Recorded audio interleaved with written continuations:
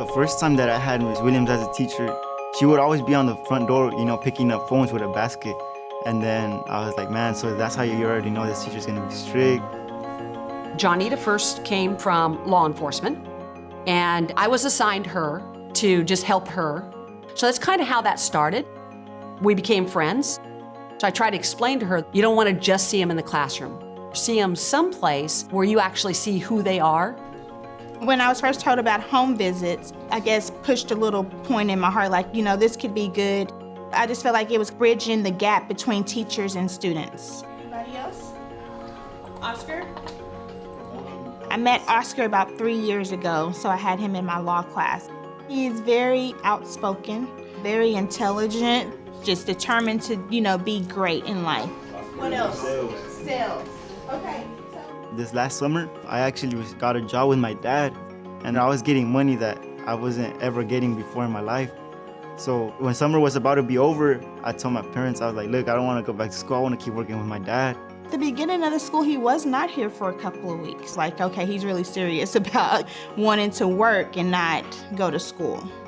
The benefit of the home visit for the student is that they feel that connection. So you can talk to them now as a friend rather than just a teacher-student, because you know their family.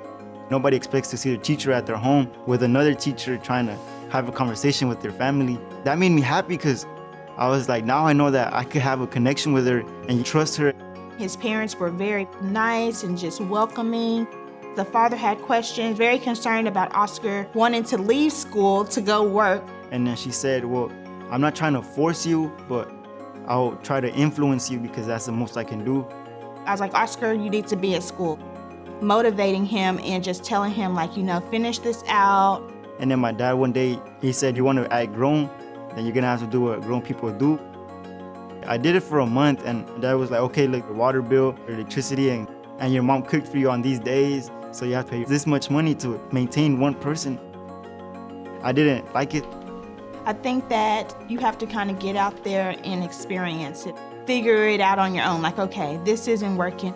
That's when I was like, man, I'm just going back to school. And when I came back, it was like welcoming from Ms. Williams because she was already waiting for me. Now I have a job like after school. And thanks to Ms. Williams, she just gave me the idea of why it's better to go to college because I honestly want to have a future, Her biggest strength is the fact that she is totally involved and immersed with the kids. She's not afraid to let the kids know that what they're doing isn't right.